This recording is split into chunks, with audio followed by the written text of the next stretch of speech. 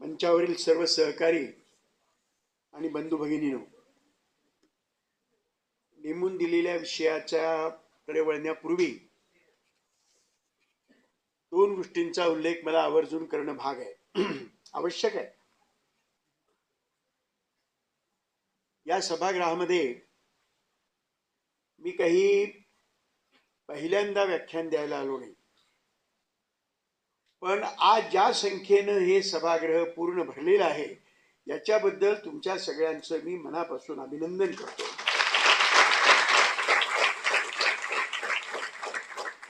या गर्दीमध्ये आणखी एक वेगळे पण मला जाणवलं. मी भाईंशी बोलत होतो, आम्ही दोघे म्हातारे आहोत.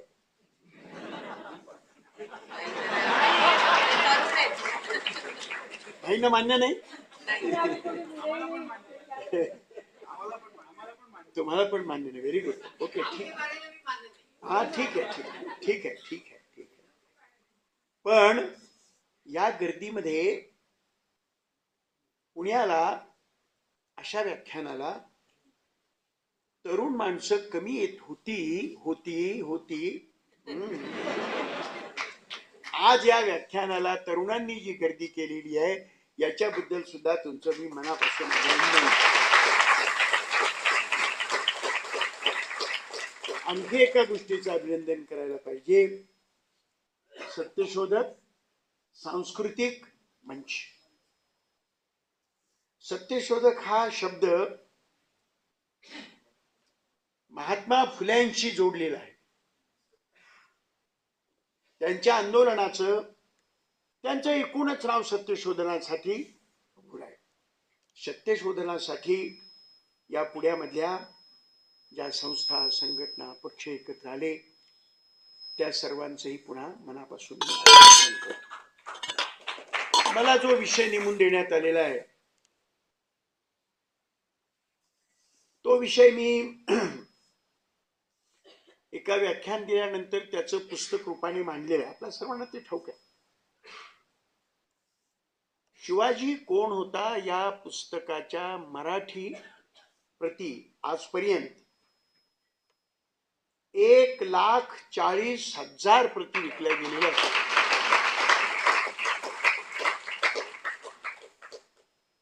कुणी वाचत नाही असं ज्यांना म्हणायचं आहे त्यांना मी विचारतो, मुलांनी, मुलींनी, लोकांनी वाचावं असं लिहिणारे लिहित नाहीत असं आहे काय? काय आहे खरं? काय खरं? दुसरी गोष्ट अशी, मी त्याची कानडी भाषांतर केलं मुद्दाम हेतुपूर्वक. कानडीमध्ये शिवाजी कोण होता या पुस्तकाच्या कानडी 7 आवृत्त्या झाल्या.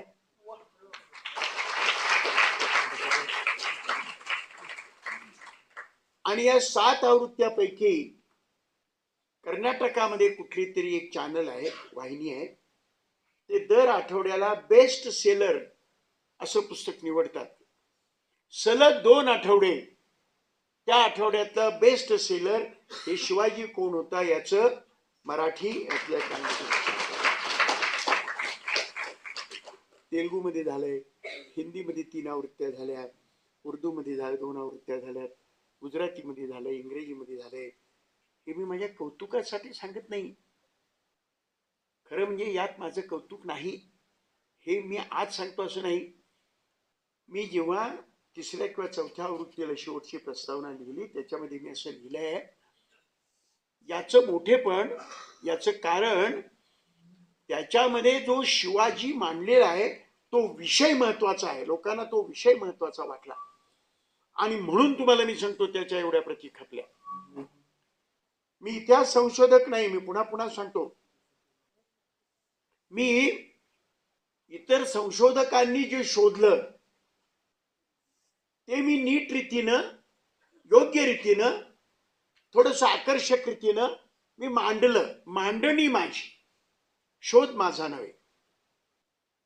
पण मी हे वाक्य कुठून घेतलं त्या पुस्तकातलं, किंवा हा संदर्भ कुठून घेतला, याचा सर्व सविस्तर शेवटच्या 4 पृष्ठांच्या मध्ये यादी दिलेली आहे, कुठून आलाय ते. एवढ्या कारणासाठी की आपल्याला जेव्हा एखादा इतिहास मांडायचा असतो तेव्हा तो साधार मांडला पाहिजे. आपल्या महाराष्ट्रामध्ये सर्वात जास्त नाव कुणाचं जर घेतलं जात असेल तर ते शिवाजीचं घेतलं जातं. पण आपण सगळे महाराष्ट्रातले लोक अजूनही 2014च्या या उत्तरार्धापर्यंत महाराष्ट्र सरकारनं मान्यता देऊन सर्वमान्य असं तयार केलं असं शिवचरित्र मराठी भाषेमध्ये उपलब्ध नाही. काय मी आपलं चाललेलं आहे. आणि तुम्हाला मी एक सांगतो, ज्यांना इतिहास कळत नाही त्यांना वर्तमानही समजणार नाही, आणि ज्यांना वर्तमान समजणार नाही ते भविष्य घडवू शकत नाहीत. असा हा इतिहास, वर्तमान आणि भविष्य यांचा सांधा आहे. शिवाजी महाराजांच्या संबंधी आतापर्यंत किती लिहिले गेले? खरं म्हणजे साहित्याचे जेवढे म्हणून प्रकार आहेत त्या सर्व प्रकारामध्ये शिवाजी महाराजांच्याबद्दल लिहिलं गेलेलं आहे. कथा झाल्यात, कादंबऱ्या झाल्यात, नाटकं झालीत, सिनेमे झालेत, तमाशे झालेत, लावण्या झाल्यात, पोवाडे झालेत, कीर्तने झालीत, व्याख्याने झालीत आणि अजूनही चालू आहे. एवढं सगळं होऊन सुद्धा, नम्रपणानं पण स्पष्टपणाने मी सांगू इच्छितो, एवढं सगळं होऊन सुद्धा शिवाजीचं इतिहासाशी इमान असलेली प्रतिमा, शिवाजीची इतिहासाशी इमान असलेली प्रतिमा महाराष्ट्राच्या आणि आजूबाजूच्या सामान्य माणसांच्या मनामध्ये अशी प्रतिमा तयार झालेली नाही. विकृत प्रतिमा तयार करण्यामध्ये आलेली आहे. आणि म्हणून सत्यशोधनाची गरज आहे. माझ्या परिणामी ते शोधून तुमच्या समोर मांडतो. आपण त्याचा विचार करावा. मला कळीचा मुद्दा शिवचरित्रामध्ये कोणता वाटतो? मला, तुम्हाला बरोबर वाटेल न वाटेल, कळीचा मुद्दा कोणता आहे? काही गोष्टी तुम्हाला माहित आहेत, कथा शिवाजी महाराजांच्या माहित आहेत, पण त्या कथेचं मर्म माहित असेलच असं नाही. म्हणून दोन कथा सांगतो. माहिती तुम्हाला, मी कोल्हापूरला असतो. कोल्हापूर पासून जवळच पन्हाळगड आहे. मग त्या पन्हाळगडावर शिवाजी महाराजांचा मुक्काम होता. शत्रूंनी, मोगलांनी पन्हाळगडाला विडा घातला. महिना झाले, 2 महिने झाले, 3 महिने झाले, 4 महिने झाले, त्यांनी डावपेच शत्रूंना असा आखला, लढायचंच नाही, गडावर जायचंच नाही, खालीच बसून राहायचं, बाहेरच्या माणसाला आत जाऊ द्यायचं नाही आणि वरच्या गडावरच्या माणसांना खाली जाऊ द्यायचं नाही. गड लहान आहे त्या मानानं, त्याच्यामुळे तिथलं दाना, वैरण, अन्न, पाणी संपत आलं. न लढता उपाशी मरायची पाळी आली. त्यावेळेला शिवाजी महाराजांनी एक युक्ती केली होती. शिवाजी महाराजांनी ठरवलं की आता आपण पन्हाळगड सोडायचा आणि पन्हाळगडाच्या पश्चिम बाजूला विशाळगड नावाचं एक अतिशय सुरक्षित किल्ला आहे, त्या किल्ल्याकडे जायचं त्यांनी ठरवलं. मग किल्ल्याकडे जायचं तर त्या बाजूने सुद्धा शत्रूचा वेढा आहे. तिथून जर वेढ्यातनं जायचं म्हटलं आणि शिवाजी जर त्यांच्या हाती लागले तर सगळंच घोटाळा झाला असता. म्हणून त्यांनी युक्ती केली. खरं म्हणजे शिवाजींनी युक्त्या किती केल्या आणि लढाया किती केल्या याची जर बेरीज काढून पाहिली तर तुम्हाला मी सांगतो की त्यांनी युक्त्या जास्त केल्या आणि प्रत्येक लढाईमध्ये युक्ती केलेली आहे. बोध काय घ्यावा? आज लढावं, शक्ती बरोबर युक्तीचा सुद्धा वापर करावा. म्हणजे हातापायांचा वापर करावाच, पण हातापायांच्या वापराबरोबर डोक्याचा वापर करा. शिवाजीने डोक्याचा वापर करून शिवाजीने लढाई जिंकलेल्या आहेत, हे लक्षात घ्या. जाताना मग त्यांनी अशी युक्ती केली. एका शिवाजीच्या उंचीच्या, त्यांच्या जाडीच्या माणसाला खोटा शिवाजी तयार केला. त्याला शिवाजी महाराजांचे सगळे कपडे घातले, दागिने घातले, टोप घातला, त्याला दाढी होतीच तशी, असाच मुलगा शोधला होता. त्याला पालखीत बसवला आणि त्याला काय सांगितलं की पालखी कुठे फिरवायची? शत्रूच्या जवळपास अशी फिरवायची. हेतू काय? शत्रूच्या लक्षात यावं की शिवाजी सापडला. मग तो शिवाजी सापडला की म्हणजे मग त्यांच्यामध्ये आनंद होईल. आनंद झाला की मग त्यांची जरा वेढा असेल तो पातळ होईल आणि त्या पातळ वेढ्यातनं मला निघून जाता येईल, अशी त्यांनी युक्ती केली. तसंच झालं. ही कथा तुम्हाला माहिती आहे. या कथेतलं मर्म ज्याच्याकडे दुर्लक्ष होतं ते कोणतं आहे? हा जो खोटा शिवाजी बनला होता, हा कोण होता? बऱ्याच लोकांना माहिती, चांगली गोष्ट. शिवा काशीत व्यवसायानं न्हावी मनुष्य, इतर कोणी राग मानू नये, पण तो कोणी मराठा नव्हता.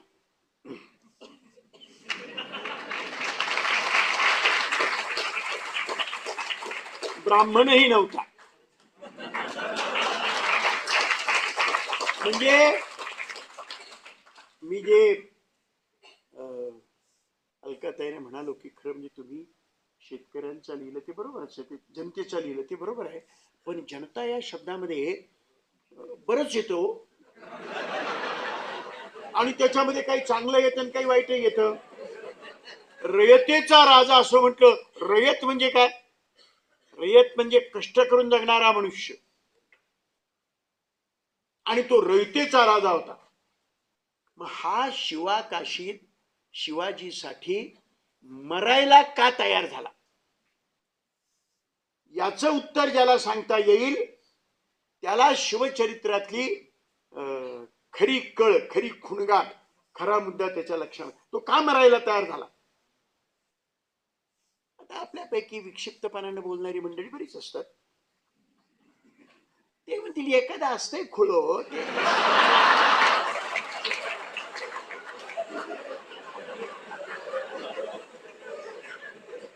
शिवा काशीत एकटा नव्हता. त्याच गोष्टीचा पुढचा भाग असा आहे, पन्हाळगडावरनं उतरून विशाळगडाकडे जाताना वाटेमध्ये घोडखिंड लागते.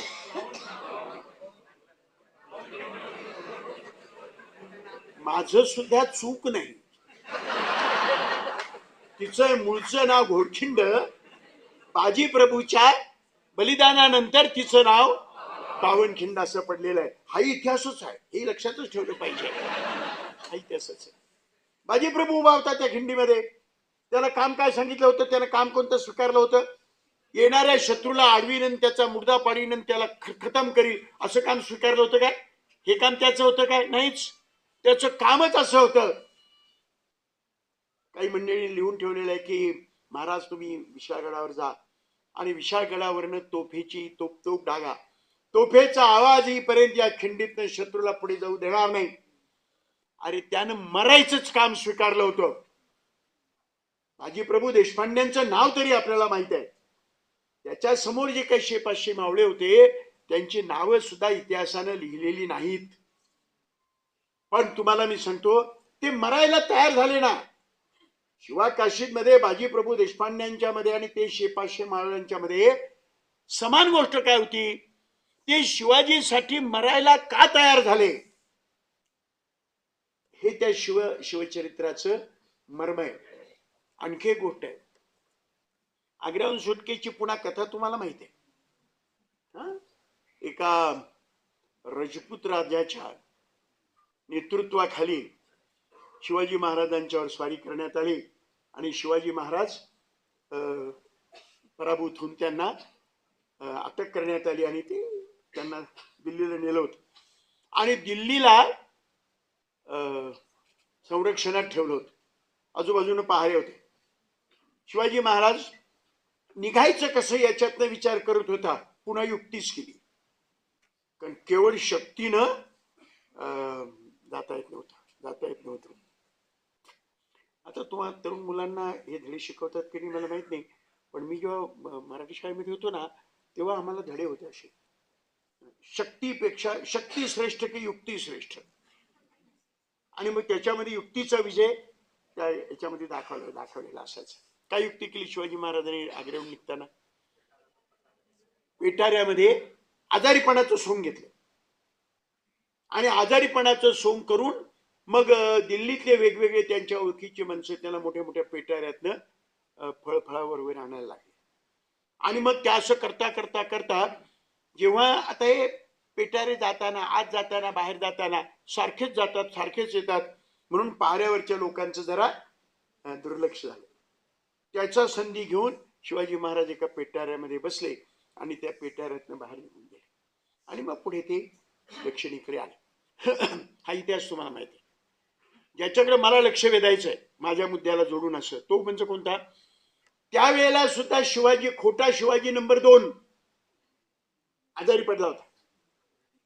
त्याला आजारीपणाचं सोंग घेऊन शिवाजी महाराजांचे अंथरुणावर झोपलेला होता आणि दुसरा एक शागिर्द त्या शिवाजी महाराजांचे पाय चेपीत बसला होता. जो ते दोघे जण जे मागे राहिले होते ना त्याच्यापैकी एक होता हिरोजी फर्जन आणि दुसरा होता मदारी मेहतर. म्हणजे पुन्हा हिरोजी फर्जनची जात मला नक्की नाही सांगता यायची, परंतु त्यात एक मेहतर होता. म्हणजे आज आणि त्या काळामध्ये सुद्धा समाजामधला ज्याला उच्च वर्णीय असं म्हटलं जात नव्हतं असा मनुष्य होता. हे मरायला का तयार झाले? मेले. इतिहासानं कुठे लिहून ठेवलेलं नाही. यांना कुठेतरी मोठी इनाम द्यायचं ठरलं होतं म्हणून ते मेले असं नाही इतिहासानं कुठे नमूद करून ठेवलेलं. पण इनाम जरी असेल का नाही, मेल्यानंतर माझ्या वारसांना मिळावं अशासाठी कोण मरायला तयार होत नाही. पण हे मरायला तयार झाल्याचं कारण काय मी तुम्हाला विचारतो. तुम्ही ज्यांना निवडून दिलं, ज्यांना मंत्री केलं, ज्यांना मुख्यमंत्री केलं, ज्यांना पंतप्रधान केलं, ज्यांना खासदार केलं, त्याच्यावर प्राणसंकट आलं आणि तुम्हाला जर सांगितलं की ज्याला तू ये लोग सब पहले ही समझ जाते हैं तो बात करे तो क्या करे.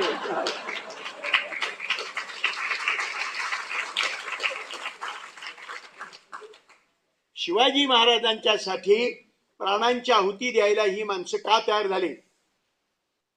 मी मेलो तरी चालेल परंतु हा जगला पाहिजे अशी मानसिकता त्या समाजामध्ये, रयतेच्या मध्ये शिवाजी महाराज का निर्माण करू शकले? पुन्हा मी रयत शब्द वापरतो, सरदार शब्द मी वापरत नाही, जहागीरदार शब्द मी वापरत नाही. रयतेमध्ये ती अशी भावना का निर्माण करू शकले हे सगळ्यात महत्वाचा मुद्दा आहे. असा महत्वाचा मुद्दा. आणि शिवचरित्रातले चमत्कृतीपूर्ण आणि पराक्रमाच्या गोष्टी आपल्याला माहित असतात, पण शिवचरित्राचं, शिवकार्याचं, शिवाजीच्या कारभाराचं अंतरंग आपल्याला माहिती नाही, सांगितलेलं नाही. त्यांनी कारभार कसा केला, त्यांनी कारभार केला त्याचं जर वर्णन ऐकलं, समजलं, म्हणजे मग त्याच्यासाठी रयत मरायला का तयार झाली होती त्याचं उत्तर सांग. शिवाजी महाराज यांनी जमीन मोजली. खरं म्हणजे इतिहासाच्या भाषणामध्ये जमीन मोजली हे वाक्य काहीतरीच वाटतं नाही. हे काय तो काय महापाडे काय होता तो असले, तलवार उपसली, खुपसली, हा इतिहास असतो. जमीन मोजली हा काय इतिहास आहे? इतिहासाकडे पाहण्याचा दृष्टिकोन जो आता त्यांनी सांगितलं, माझ्या अगोदरचे वक्ते किती सुंदर रीतीने त्यांनी सांगितलं, मला फार बरं वाटलं त्यांचं भाषण ऐकून. मी तुम्हाला सांगतो, भाषण करायला जाताना इतरांची भाषण सुद्धा काळजीपूर्वक ऐकावीत. म्हणजे आपल्याला सुद्धा बरंचसं त्यातनं कळतं. बनचुके असं कधी बनू नये, कधीही बनू नये. मला सगळं समजतंय असं कधी समजू नका. तुम्हाला बरंच समजतं, पण तरी सुद्धा बरंच अजूनही समजायचं राहिलेलं आहे, ही भावना सतत समजावी. म्हणजे मग महाराष्ट्राची आपली माणसाची प्रगती होत असते. शिवाजीनं जमीन मोजली, त्यांनी त्याचा उल्लेख केला लगानचा, बरोबर आहे. इतर राजांची आणि शिवाजी महाराजांच्या अगोदर ज्या भागावर शिवाजींचं राज्य आलं होतं त्यांची लगान वसूल करण्याची किंवा शेतकऱ्यांच्याकडनं राज्यासाठी सारा वसूल करण्याची रीत काय होती? गावाला पाटील होता, गावाला कुलकर्णी होता, काही ठिकाणी देसाई होते, सरदेसाई होते, देशमुख होते, सरदेशमुख होते. यांना नेमून दिलं होतं अमक्या गावाचा वसूल 5,000 रुपये का 5,000 होऊन. कारण नाहीतर कोणीतरी एखादा बारीक ऑब्जेक्शन काढायचा, शिवाजीच्या काळामध्ये रुपये होते की नाही. नाही, इतिहासातल्या नको त्या गोष्टीची चर्चा करण्यामध्ये काय मला सांगावं, या लोकांनी किती वेळ खर्च केलेला आहे. मला एक वाक्य आठवतं, मी आगरकरांचं चरित्र वाचत होतो तेव्हा आगरकरांचं एक वाक्य माझ्या मास्तरनी मला शिकवलं होतं. माझे मास्तर चांगले होते बरं का, तुम्हाला मी सांगतो, चांगले मास्तर.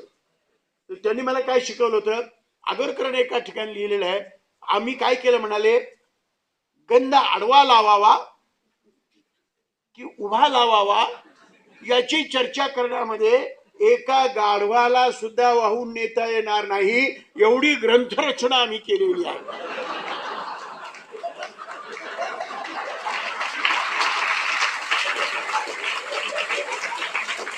आपण कशाचा विचार केला, आपण कशाचा विचार केला, आणि जर चुकीचा विचार केला असेल तर तो बरोबर केल्याने असं म्हटल्याखेरीज योग्य विचार आपण कसा करू. म्हणून शिवाजी महाराजांनी जमीन मोजली, त्यांच्याच बाकीचे लोक नेमून सांगत होते पाटलाला तो 5,000 होऊन आणून द्यायचे. ते आणून दिल्यानंतर शेतकऱ्यांच्याकडनं, त्या गावातल्या त्या तालुक्यातल्या लोकांच्याकडनं शेतकऱ्यांच्याकडे किती वसूल करायचे त्याला माप नव्हतं. तुला जमेल तेवढं वसूल कर, विचारायचं नाही. कारण त्याचं नेमून दिलेलं आहे, ठरलेलं नेऊन दिलं की बाकीचं वाटेल तेवढं तो वसूल करत असे आणि शेतकऱ्यांना छळत असे, रयतेला छळत असे. एका इतिहासकाराने लिहून ठेवलेलं आहे, ज्या वर्षी पाटलाच्या पोरीचं लगीन असेल त्या वर्षी लगान दुप्पट व्हायचं. शिवाजी महाराजांनी जमीन मोजली, नुसती जमीन मोजली नाही, जमिनीचा मगदूर ठरवला, म्हणजे या जमिनीमध्ये किती पीक येईल हे ठरवलं आणि या शेतकऱ्याच्याकडनं एवढाच वसूल करायचा असं ठरवून दिलं.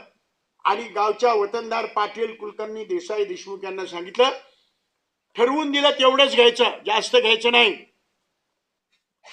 तुला जेवढा पगार द्यायचा ठरलेला आहे तेवढा पगार कमी वसूल झाला तरी तुला दिला जाईल आणि जास्त वसूल झालं तरी तुला दिला जाईल, तू जास्त वसूल करायचं नाहीस. रयतेची काळजी करून वतनदारांना शिवाजी महाराज लिहून ठेवलं बरं का, गावोगावचे वतनदार मोठे जुलमी झालेले आहेत, शेतकऱ्यांना छळतात, वाडे हुडे बांधतात आणि आपण राजा असल्यासारखे वागतात. स्वराज्यामध्ये असे चालणार नाही, नेमून दिलं तेवढाच वसूल केला पाहिजे.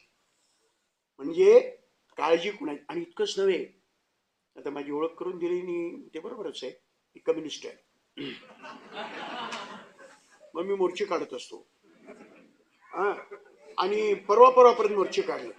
काय काय मोर्चा काढला, मोर्चा असा होता की पाऊस झाला नाही, आता झाला, दुष्काळ जाहीर करा आणि दुष्काळामध्ये शेतसारा माफ करा, अशा मी मोर्चे काढलेले आहेत. विद्यार्थ्यांची फी माफ करा, अशा मी मोर्चे काढलेले आहेत. शिवाजीच्या काळामध्ये कुणीही मोर्चा काढलेला नव्हता. तरी सुद्धा शिवाजी महाराजांच्या आज्ञा आहेत, त्यांच्या स्वदस्तुराच्या आज्ञा आहेत. त्या आज्ञेमध्ये त्यांनी म्हटलेलं आहे, दुष्काळ पडला असेल त्या वर्षी सारा वसूल करावयाचा नाही, मोर्चा न काढता तुम्हाला मी सांगतो जनतेची काळजी देण्यात केली. काय काय काय मनुष्य असेल तुम्हाला मी सांगा. शेतकऱ्याला हा राजा जगावा असं वाटलं असेल का नाही? असं वाटलं असेल की नाही मला सांगा. हे शिवकार्याचं मर्म आहे. पण ते हे एकच उदाहरण नाही जमीन मोजल्याचं आणि सारा ठरवून दिल्याचं. शिवाजी महाराजांनी आपल्या लष्कराला दिलेल्या आज्ञा आहेत. ह्या आज्ञा वाचा. तुम्ही कादंबऱ्या बिदंबऱ्या वाचा, माझी त्याला काही अडचण नाही, इतरही वाचा, पण प्लीज प्लीज शिवाजी महाराजांचे हुकूम वाचा हो. अस्सल कागदपत्र वाचा ना. त्या कागदपत्रामध्ये त्याने काय लिहिलंय शिवाजी महाराजांनी एका ठिकाणी? सैन्याला दिलेली आज्ञा आहे, स्वराज्याचे सैन्य मोहिमेवर असताना शेतकऱ्यांच्या उभ्या पिकामधून घोडदळ जाता कामा नये. आणि एखाद्या कवीला सुद्धा लाजवील असं वाक्य त्या आदेशामध्ये आहे. ते वाक्य या अर्थाचं आहे. शब्द माझे कदाचित चुकतील सुद्धा, त्या पुस्तकात आहेत बरोबर. काय लिहिलं त्याने त्यांच्यामध्ये? पोटच्या पोराच्या मायेनं छाती इतकं आलेलं पीक घोडदळ जाऊन नेस्तनाभूत होत असतील, त्यावेळेला त्या शेतकऱ्याच्या हृदयाला किती किती यातना होत असतील हे लक्षामध्ये घ्या. आणि आपलं घोडदळ पिकात न जाता कामा नये, कडेने गेलं पाहिजे, शेताच्या कडेने गेलं पाहिजे, अशी आज्ञा शिवाजी महाराजांनी दिलेली आहे. कथा, कादंबरी, सिरियल असं हे मी सांगत नाही, मी इतिहास सांगतो. तुम्ही विचार करा की हो, अगोदरच्या राजांचं सैन्य उभ्या पिकातनं जात होतं, शिवाजीचा अंमल सुरू झाला आणि शिवाजी महाराजांचं स्वराज्याचं सैन्य हे पिकात न जाता कडेकडेने जायला लागलं. त्या शेतकऱ्याला काय वाटलं असेल? अरे काय झालं, काय झालं? माझ्या पिकाची काळजी करणारा हा राजा कोण आला? आणि हा राजा जर आला असेल तर मी मेलो तरी चालेल, परंतु हा जगला पाहिजे हे त्याला वाटलं. ते या शिवकार्यामुळे त्याला हे वाटलेलं आहे. तुम्ही कसं केले याच्या हे एकच नाही, अनेक आहेत, अशी अनेक उदाहरणं सांगता येतील. शिवाजी महाराजांनी पुन्हा सैन्यालाच दिलेली आज्ञा. त्या आज्ञेमध्ये ते असं म्हणतात, मोहिमेवर असताना मुक्काम पडतात. मुक्काम पडल्यानंतर शेकोट्या पेटवल्या जातात आणि शेकोट्या पेटवल्यानंतर त्यातली ठिणगी उडून आजूबाजूच्या गंजीवर, म्हणजे जिथे रचून ठेवलेलं पिकाचं हे असतं त्याच्यावर पडेल आणि मग आगी लागतील. तेव्हा अंमलदाराने, सैन्याच्या अंमलदाराने काळजी घ्यायची की आपण जे काही अग्नी पेटवतो त्याच्यामुळं शेतकऱ्याचं नुकसान होणार नाही. अरे खरं म्हणजे मी तुम्हाला सांगतो बरं का, मी बरेच अभ्यास केलेला मनुष्य आहे, मला असं वाटतं, तरी सुद्धा मला असं वाटतं या माणसाला एवढं कसं काय सुचलं असेल. हे जे वेगळेपण आहे, अद्वितीयत्व आहे. इतरांना सुचलं नाही, याला सुचलं हो. इतरांनी तुम्हाला सांगतो चैनी केल्या आणि त्या चैनी केल्या, दुसरं काही त्यांनी केलं नाही. शिवाजीने हे केलं. शिवाजी महाराजांची झाडांच्या संबंधी एक अध्याय, आणि त्यांनी सांगितलं स्वराज्याच्या कार्यासाठी सुद्धा लाकूड लागत असेल तर शेतकऱ्यास राजी करून, किती काळजी कर, शेतकऱ्यास राजी करून एखादे वठलेले झाड किंमत देऊन घ्यावे.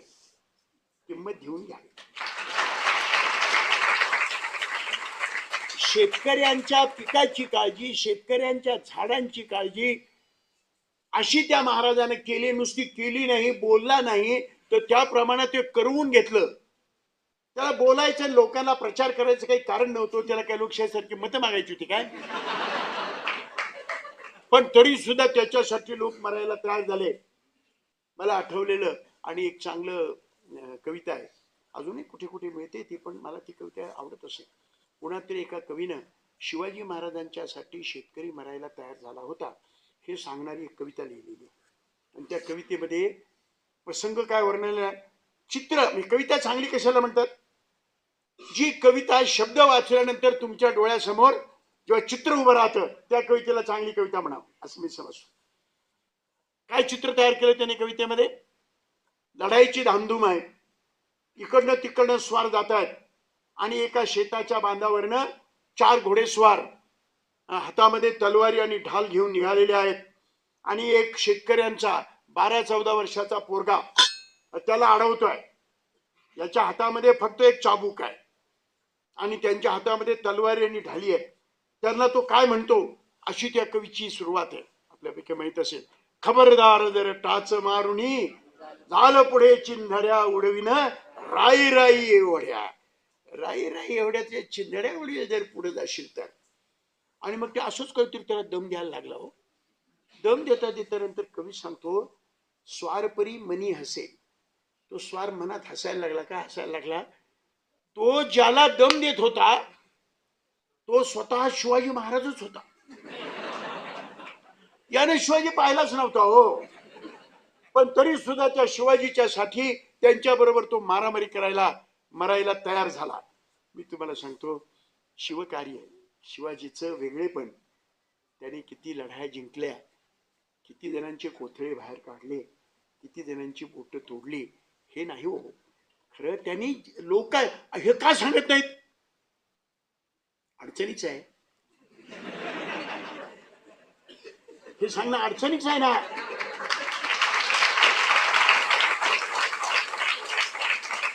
ऐकणाऱ्यांना जर शिवाजी महाराजांचा इतिहास माहित असेल तर ते काय म्हणतील, शिवाजीने असे असे केले, आपण असे असे करा. असं कोणी म्हणू नये, असं कोणी म्हणू नये याच्यासाठी शिवाजीचा हा भाग सांगितला जात नाही. आणि चर्चा कशाची? भाईंना माहित असेल कदाचित, भाई आमच्याकडे शिवाजी विद्यापीठामध्ये शिवाजी महाराजांचा पुतळा बसवलेला आहे. आमच्याकडे भांडणं झाली, वाद झाला. कशाबद्दल? किती क्षुल्लक गोष्टीबद्दल आपण वाद करतो. शिवाजी महाराज वापरत होते तो घोडा होता का घोडी होती?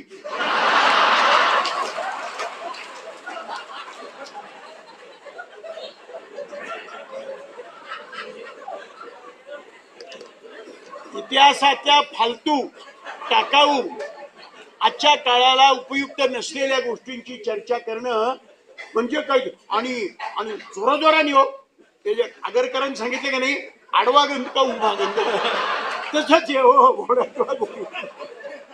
असलं करायचं. तुम्हाला मी सांगतो, त्यांचं चाललं होतं. शिवाजी महाराजांचं कार्य, शिवाजीनं रयतेच्या शेतकऱ्यांच्या संपत्तीची काळजी केली. आणखी एक उदाहरण सांगतो. मी तुम्हाला सांगतो, उदाहरणाने मुद्दा स्पष्ट होतो. एका वाक्यानं सांगून कसं पटेल म्हणून उदाहरण सांगतो. तुम्हाला सांगतो, शिवाजी महाराजांनी आपल्या सैन्याला आज्ञा दिलेली आहे. ह्या सगळ्या आज्ञेच्या आधारे मी लिहिलेलं आहे. आज्ञा काय दिलेली आहे? स्वारीवर जाताना एखाद्या गावी जर मुक्काम झाला तर जनावरांच्या साठी दाणा वैरण आणि यांच्यासाठी अन्न पाणी जर गोळा करायचं म्हटलं सैन्याच्या साठी, तर शेतकऱ्यांना तुमच्या पदरी किल्ल्यामधून दिलेले पैसे आहेत ते पैसे देऊन वस्तू खरेदी करावयाच्या.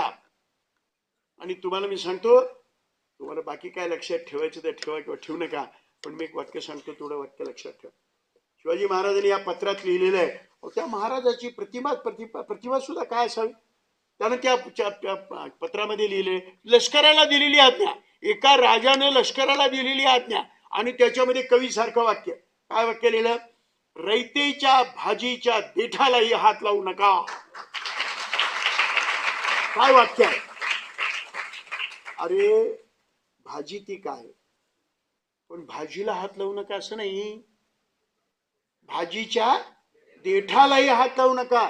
देठ म्हणजे भाजी काढून घ्यायची, देठ टाकून द्यायचा. हो, अशा गोष्टीला सुद्धा तुम्ही हात लावू नका, असं शिवाजी महाराजांनी आपल्या सैन्याला आज्ञा दिलेली. आता घोडदळ नाही मला माहिती आहे,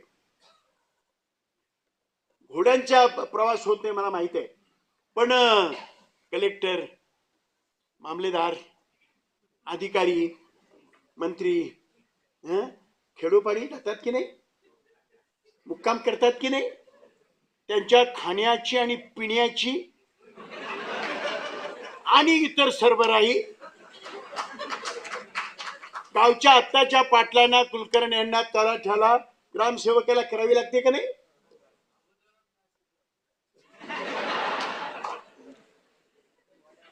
माहित आहे. ऐकणाऱ्याला माहित असलं की बोलणाऱ्याला सुद्धा बरं वाटतंय हो.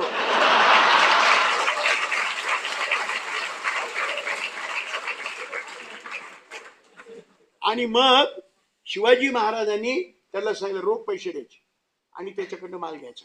आता तुम्हाला मी सांगतो, खेडोपाडी जातात, मुक्काम करतात आणि खाणं पिणं इतर गोष्टीची सोय करताना कुणी पैसे देत नाही. तो म्हणजे तो खाणाराही देत नाही आणि जो गोळा करणारा असतो त्यांच्यासाठी गावातला तोही देत नाही.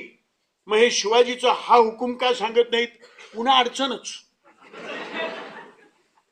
शिवाजी महाराजांच्यावर व्याख्यान द्यायचं आणि एखादं कार्ट शहाणं जर असलं, त्याला जर हे माहीत झालं तर ते विचारेल किंवा समोर, अहो जरा थांबा, शिवाजी महाराज की जय म्हणता, मी बी म्हणतो, पण ते रात्रीच्या कोंबडीचं काय झालं तेवढं सांग.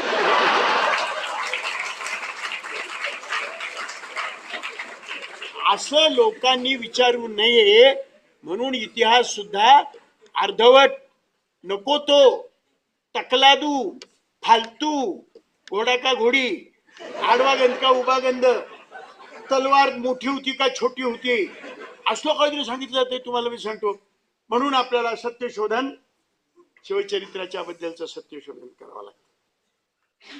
शिवाजीनं रयतेच्या संपत्तीची काळजी केली, रयतेची काळजी केली, रयतेवर अन्याय होऊ नये म्हणून काळजी केली.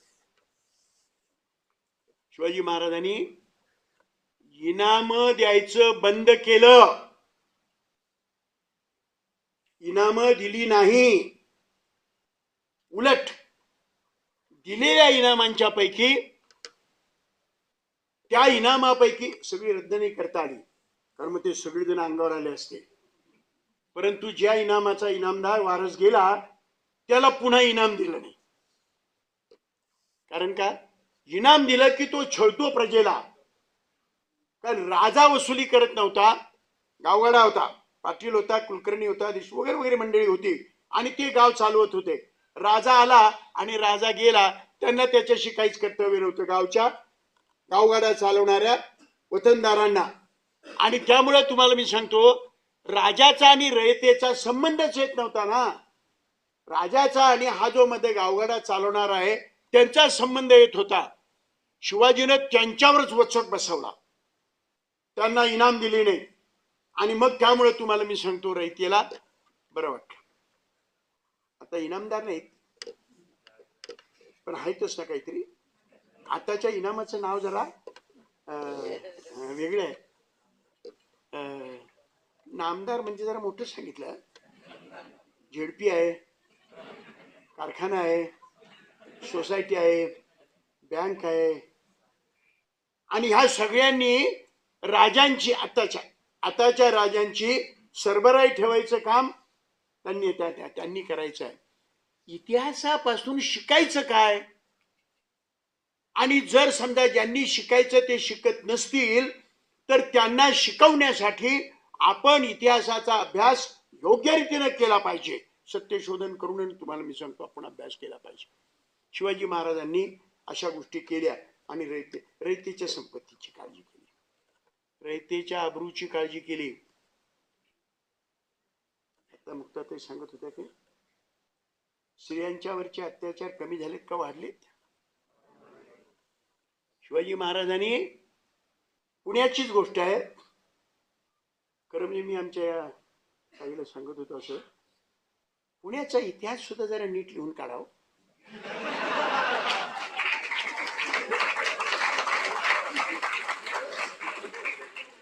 पुण्यामध्ये सगळ्यात वाईट झालेलं नाही. बऱ्याच लोकांचा समज आहे की पुणे पहिल्यापासून वाईटच होत, कसं असेल? महात्मा फुले याच गावचे, सावित्रीबाई याच गावची. शिवाजी महाराजांनी कारभार जो केला त्या कारभाराचा मुख्य परगणा पुणे परगणा होता ना.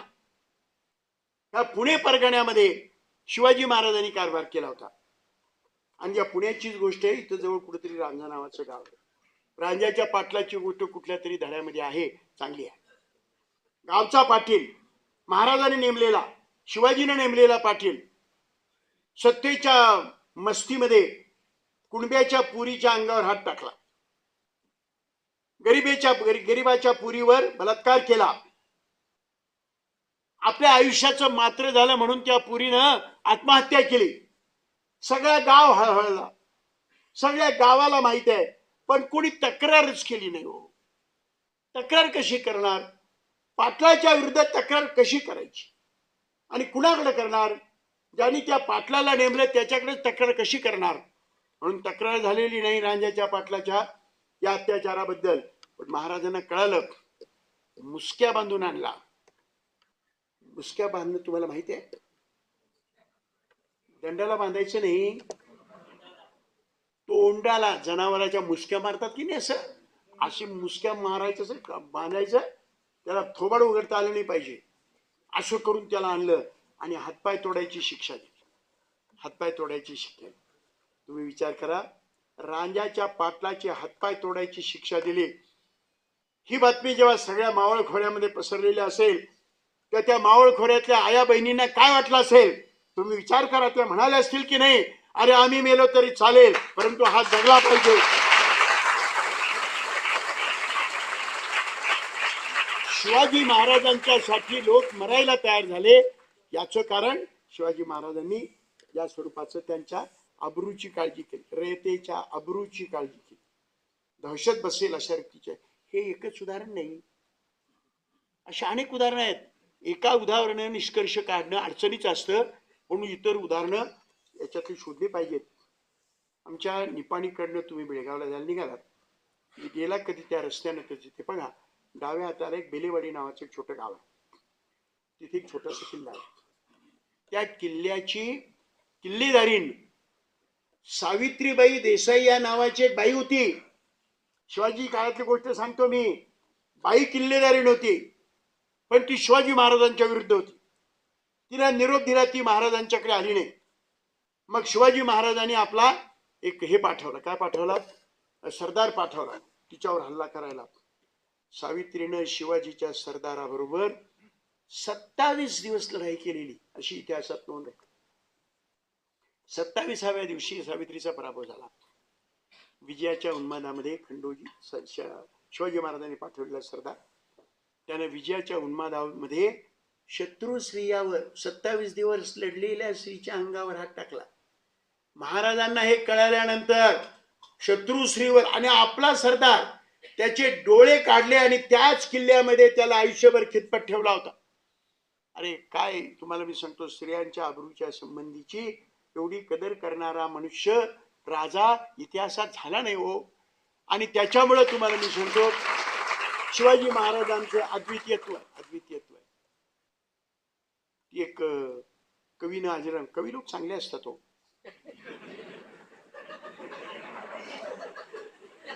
तुमचा काय विरोध आहे काय? एका कवीने केलेली कविता आठवली म्हणून तुम्हाला सांगतो. या कुठल्या कल्याणच्या सुभेदाराच्या सुनेला पकडून आणली आणि दरबारामध्ये महाराजांच्या समोर हजर केले असे चित्र आहे. असं अशी कविता आहे. आणि त्या कवितेमध्ये तो कवी असं वर्णन करतो, त्या सुंदर तरुण मुस्लिम स्त्रीला पाहून, तरुण सुंदर मुस्लिम स्त्रीला पाहून शिवाजी महाराज म्हणतात, अशीच आमुची आई असती सुंदर रूपवती, आम्हीही सुंदर झालो असतो वदले छत्रपती. काय उत्तम कविता आहे तुम्हाला मी सांगतो. परधर्मातली तरुण सुंदर स्त्री पाहून ज्याला आईची आठवण होते, अरे असं अद्वितीयत्व सौंदर्यासंबंधीचा एवढा निकोप दृष्टिकोन जगामधल्या इतर राजांच्या मध्ये दिसला नाही. आणि म्हणून तुम्हाला मी सांगतो, शिवचरित्र हे या कारणासाठी आपण त्यांनी त्याची काळजी घेतली, स्त्रियांच्या अब्रूची काळजी घेतली, सौंदर्याची. पण आता सांगत नाही, तमाशे पाहिले तुम्ही? तमाशे आजकाल तसे तमाशे होत नाहीत. आजकाल नको ते तमाशे होतात. एका तमाशामध्ये हा सीन दाखवला तर तो तमाशगिऱ्यातला तो सोंगाड्या असतो की तो एक मोठा वाह्यात प्राणी येतो. त्या सोंगाड्यामध्ये तो सगळ्यात गमती करत असतो. हे वाक्य वाचल्यानंतर तो म्हणला, म्हणजे तुमच्याकडे पाठवायचं नाही काय म्हणतोय या बाईला तुमच्याकडे. पण मुद्दा मला काय सांगायचा, मी त्या वाह्यातपणात जात नाही. शिवाजी महाराजांनी रयतेच्या संपत्तीची काळजी केली, शिवाजी महाराजांनी रयतेच्या अब्रूची काळजी केली. हा मुद्दा आहे, हा मुद्दा आहे. आणि रयतेला एवढंच पाहिजे होतं, रयतेला दुसरं काय राज्य पाहिजे होतं काय त्यांना? आमची तुम्ही राजे आहात, आमची काळजी घ्या. त्यांनी काळजी घेतली. शिवाजीचा धर्मविषयक दृष्टिकोन, शिवाजीची प्रतिमा विकृत करण्यामध्ये सगळ्यात कोणत्या बाबतीमध्ये जर विकृत केली असेल तर ती शिवाजीचा धर्माकडे पाहण्याचा दृष्टिकोन. शिवाजी मुसलमानांच्या विरुद्ध होता अशी प्रतिमा समाजामध्ये आहे की नाही? ती चुकीची के बरोबर आहे? नंतर आज आहे ना ती प्रतिमा. शिवाजी हा मुस्लिम, आणि कुणीतरी त्या काळामध्ये सुद्धा कुणीतरी शहाण्याने दीड शहाण्याने अर्धवट माणसाने लिहून ठेवलं होतं, शिवाजी न होता, तेवढंच लक्षात ठेवलं, बाकीचं लक्षात नाही ठेवलं. शिवाजी न होता तो काय बरं, काबा की नाही, काशी की काबा होती, बरोबर आहे, काशी की काबा होती, म्हणजे सगळे देवळांची मशिदी झाली असते आणि सगळ्यांना दाढी आली असती आणि सबकी सुनता होती. शिवाजी होता तो. मग तेवढं एक वाक्य काढायचं कुठल्या तरी एका शाहिरानं विड्यासारखं लिहिलेलं शिवचरित्रामधलं, आणि त्याच्यावरनं शिवाजी महाराज हे मुसलमानांच्या विरुद्ध होते असं सांगितलं. शिवाजीच्या पदरी किती मुसलमान होते? पाठ असलं तरी पुन्हा सांगतो, माहीत असलं तरी पुन्हा सांगतो, पाठच व्हायला पाहिजे. नाही त्या गोष्टी आपल्याला पाठ होते, मी ह्या पाठ व्हायला काय हरकत नाही. तोफखान्याचा प्रमुख, शिवाजीच्या तोफखान्याचा प्रमुख इब्राहिम खान, मुसलमान मनुष्य. तोफखाना हे शिवाजी महाराजांच्या काळातलं सर्वात प्रगत हत्यार. तोफ हे सगळ्यात प्रगत हत्यार होतं ना, त्याच्यावरचा प्रमुख इब्राहिम खान. पुन्हा तुमच्यापैकी किंवा आणखी कुणाला तरी वाटेल एखादे मुसलमान चांगला असतंय, पण एकूण मुसलमान वाईट. आमच्या गल्लीतला ममद्या चांगला आहे पण इतर लोक वाईट. मग त्या गल्लीत जाऊन विचारते काय म्हणतात, आमच्या गल्लीतला हमद्या सुद्धा चांगलाच आहे आणि मग वाईट कोण आहे?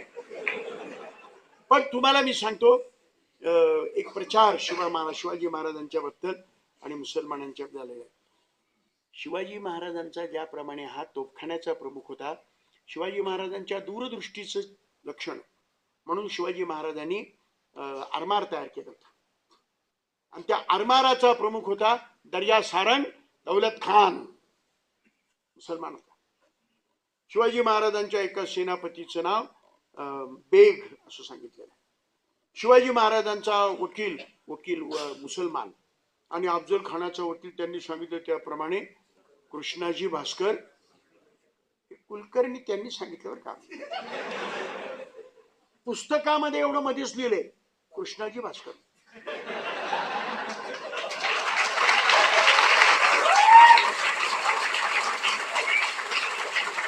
इतिहास वाकडा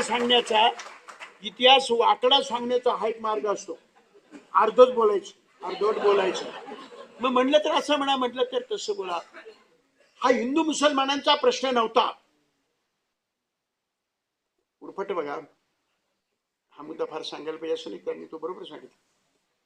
उरफट बघा, हिंदू शिवाजीच्या पदरी मुसलमान सरदार होते, मुसलमान सैनिक होते. एक अस्सल इतिहासाला मान्य असलेला पुरावा आहे. बंगालचे जे ग्रस्त इतिहासकार, त्यांचं नाव लक्षात येणार, यदुनाथ सरकार, बरोबर, यदुनाथ सरकारांच्या पुस्तकामध्ये त्याची नोंद आहे. विजापूरच्या मुसलमान राजाच्या पदरी असणारी 500 पठाणांची तुकडी महाराजांच्याकडे आली आणि महाराजांना त्यांनी विनंती केली की तुमचं नाव ऐकून इतक्या दुरून आम्ही आलेलो, आम्हाला तुमच्या पदरी चाकरीस ठेवावे. महाराजांच्या पदरी एक वयोवृद्ध सरदार होते, गोमाजी नाईक पानसंबळ. त्या पानसंबळांना ते वयाने मोठे असल्यामुळे शिवाजी राजा असला आणि ते सरदार जरी असले तरी शिवाजी त्यांना काका म्हणत होता. म्हणाले, काका, हे लोक आपल्या पदरी आलेले आहेत, दुसऱ्या धर्माचे आहेत, आपला सल्ला काय, त्यांना ठेवावे की ठेवू नये? गोमाजी नाईक पानसंबळ आणि शिवाजी महाराजांना दिलेला सल्ला जो शिवाजीने ऐकला तो इतिहासामध्ये नमूद आहे.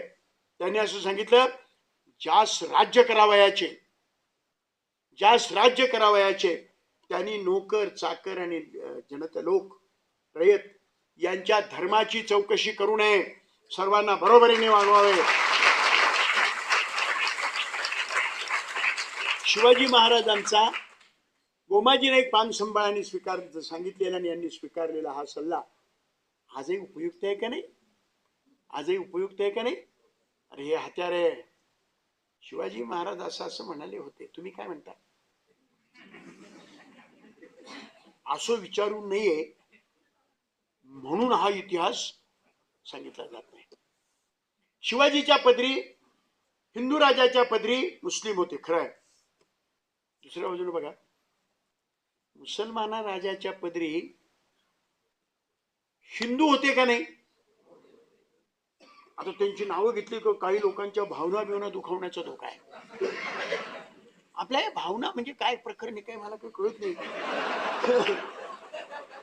माणसाचा हात तुटला की नाही, बाईच्यावर बलात्कार झाला का नाही, यांच्या भावना दुखवत नाहीत. पण गणपतीचा हात नेताना जर तुटला की नाही तर यांच्या भावना दुखावतात.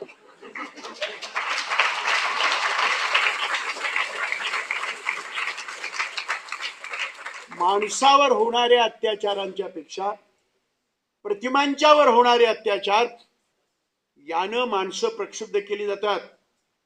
याचा उल्लेख केला आमच्या कोल्हापुरामध्ये दंगा झाला, तुमच्या पुण्याला झाला होता. ते कसलं ते तुमचं तंत्रज्ञान निघाले का नाही? कसलं कसलं ते फेसबुक नाही, ते याच्यावर येत होतं, कशावर? मोबाईलवर, व्हॉट्सअप. त्यांनी त्याच्यावर फोटो दाखवला. आमच्याकडे 10 वाजता आला.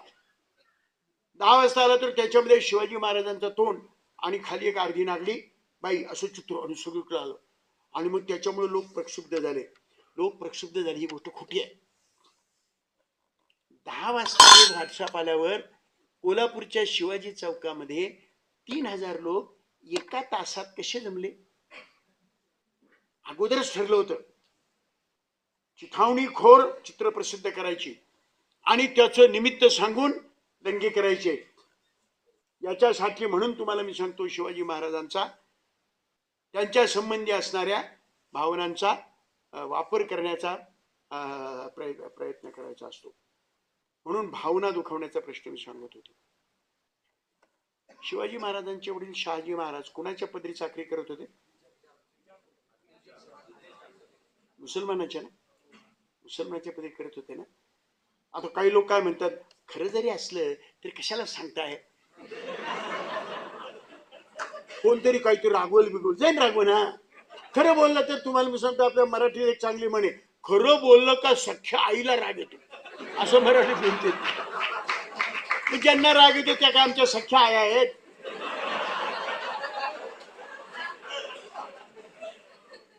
मुद्दा तो नाही. मुद्दा असा आहे, हा धर्माचा मुद्दा नव्हता. त्या काळामध्ये धर्मनिष्ठा हा मुद्दा नव्हता. जिजामातेचे वडील लखुजीराव जाधव हे सुद्धा मोगलांच्या पदरी होते ना.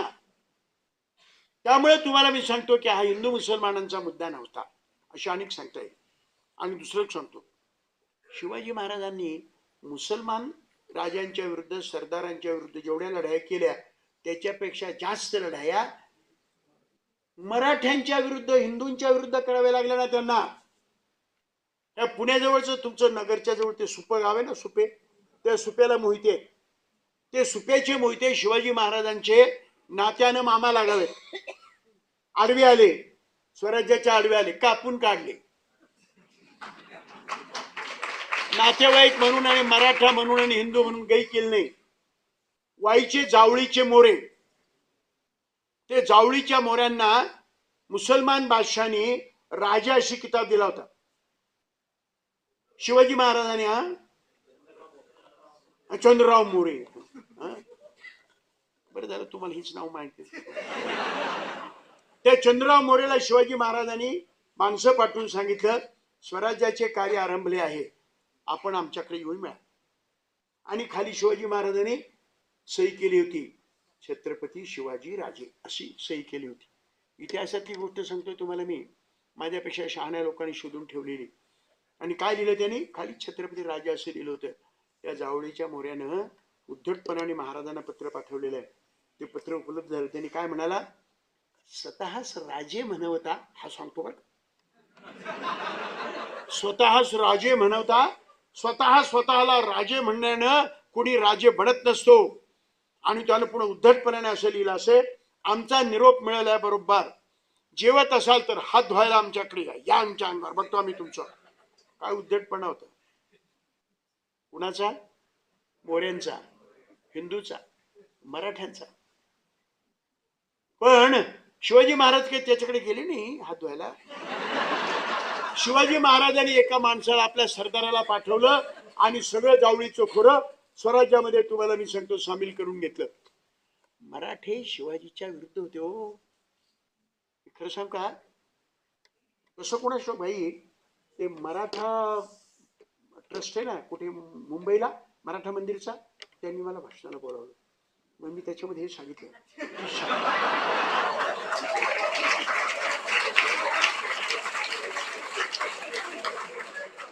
फलटणचे निंबाळकर शिवाजी महाराजांच्या विरुद्ध होते, हा इतिहास आहे. सावंतवाडीचे खेम सावंत शिवाजी महाराजांच्या विरुद्ध होते. मोरे आणि मोहिते तर तुम्हाला मी सांगितलेच. खोपडे तुमचे हे सुर्वे, कितीतरी सरदार विरुद्ध उलटे होते. कितीतरी सूर्याजी पिसा, कितीतरी उलटे होते. आणि आता यांना मात्र शिवाजी महाराज की जय. तुझा आजा पंजा तिकडे होता की.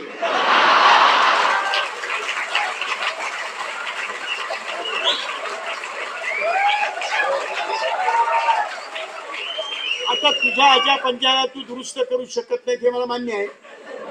पण एक करू शकतोस.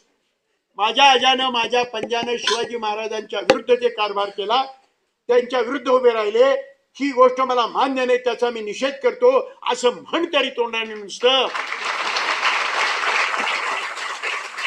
जगाच्या इतिहासामध्ये अशी एक गोष्ट घडलेली आहे. पृथ्वी गोल आहे का चपटी आहे याच्या संबंधी वाद झाला.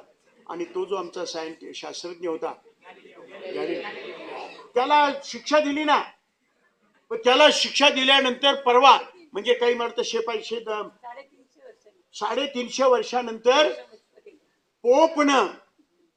पोपनं जाहीरपणे माफी मागितली.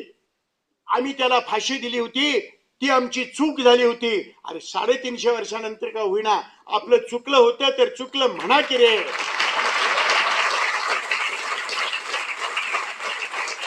जो समाज स्वतःच्या चुका कबूल करत नाही, तो समाज प्रगती करू शकत नाही. म्हणून तुम्ही त्यांच्या पापाबद्दल आज तरी तुम्ही हे म्हटलं पाहिजे असं मला वाटतं.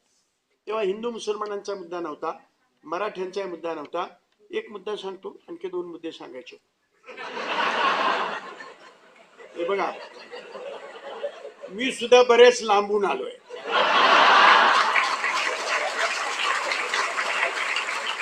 आणि आता माझं सुद्धा वय 81 वर्ष आहे. पुन्हा तुमची माझी गाठ पडेलच याचा भरोसा नाही. आता सापडलाय तर बोलून घेतो.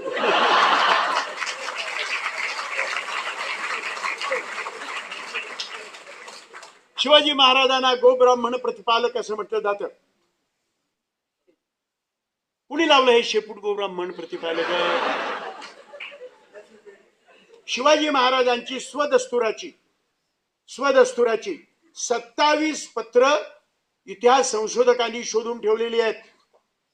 त्यापैकी एकाही पत्रामध्ये शिवाजी महाराज स्वतःला गोब्राह्मण प्रतिपालक असं म्हणत नाहीत. कुठून आणलं तुम्ही हे? शिवाजी महाराजांच्या समकालीनांनी शिवाजी महाराजांना लिहिलेली पत्र उपलब्ध आहेत. त्याच्यापैकी कोणीही समकालीन शिवाजी महाराजांना गोब्राह्मण प्रतिपालक म्हणत नाही. मग हे शेपूट कुणी लावलं? गो दोघांपैकी एकाने.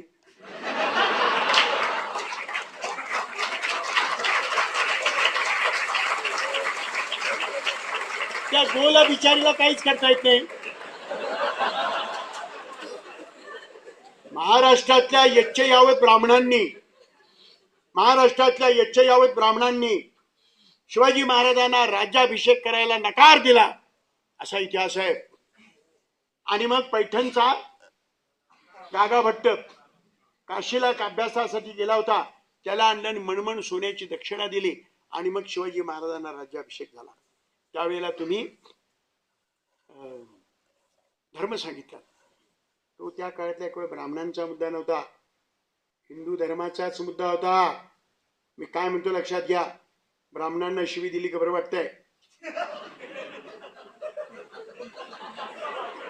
मुद्दा धर्माचाच होता. धर्म असं सांगत होता, हिंदू धर्म असं सांगत होता. त्याच्याबद्दल सुद्धा मी आता एक काम यांना सांगितलं, जाहीरपणे त्यांनी कबूल केलंय, म्हणून आपण जाहीरपणे सांगतो. कुणाला? आमचे ग्रस्त काय यांचं नाव राम पुनियानींना. हिंदू हे नाव या धर्माला कधी मिळालं आणि कुणी दिलं माहित आहे तुम्हाला? माहित आहे तुम्हाला? इतिहास माहित आहे? यांचं खरं नाव वर्णाश्रम धर्म. वर्ण, 4 वर्ण 4 आश्रम यांचा धर्म. यांचं खरं नाव वेद धर्म. यांचं खरं नाव सनातन धर्म. यांचं खरं नाव आर्य धर्म. मग यांना हे हिंदू कुठून आलं? अलेक्झांडर जेव्हा इकडे आला त्या सुमाराला त्या तिकडनं जे काही लोक आले त्यांच्या भाषेमध्ये स नावाचा वर्णच नाही. त्या स चा उच्चार ते ह असा करतात. सिंधूच्या काठचे लोक त्या सिंधूला ते हिंदू म्हणाले आणि मग त्याच्या काठचे लोक म्हणजे हिंदू असं त्यांनी यांना नाव दिलं. तुमचं बारसं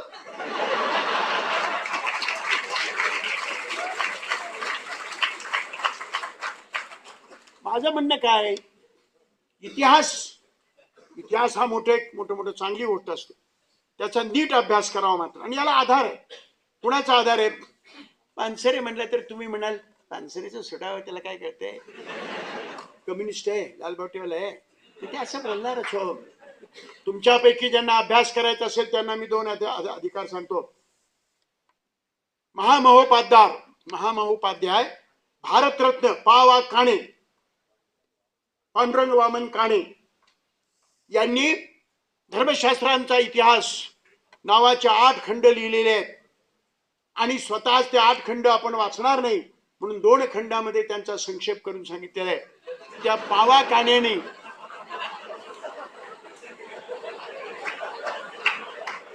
खरं म्हणजे तुम्ही एवढं मोठं वाचत नाही म्हणून मी शिवाजीचं पुस्तक 88 पानामध्येच लिहिलं.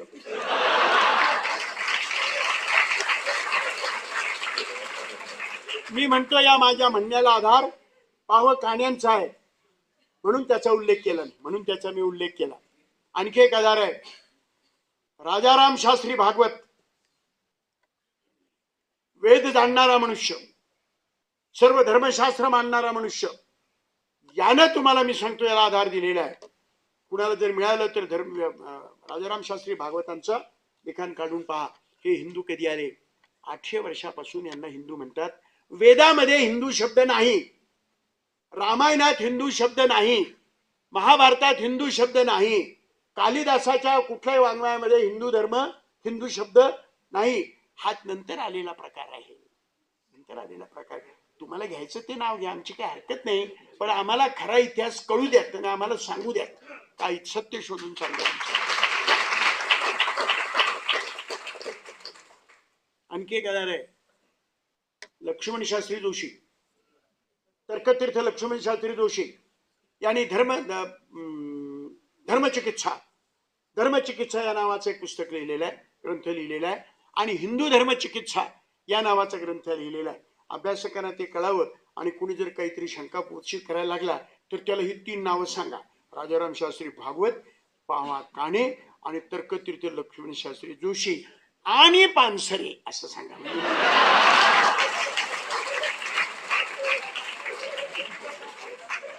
सांगण्याचा मुद्दा काय? सांगायचा मुद्दा असा गोब्राह्मण प्रतिपालक हे पाठीमागून चिटकवलेली गोष्ट आहे. त्यांनी धर्माचंच म्हणणं असं, नंदांतम क्षत्रिय कुलम, नंदांचा जेव्हा अंत झाला त्यावेळेला क्षत्रिय कुलाचा अंत झाला. त्यानंतर कुणी क्षत्रिय या अवनीतलावर राहिला नाही. आणि क्षत्रियांच्या बद्दल सुद्धा काय काय लिहिले, काय गंमतच मला वाटते. त्या परशुरामानं म्हणे किती वेळा,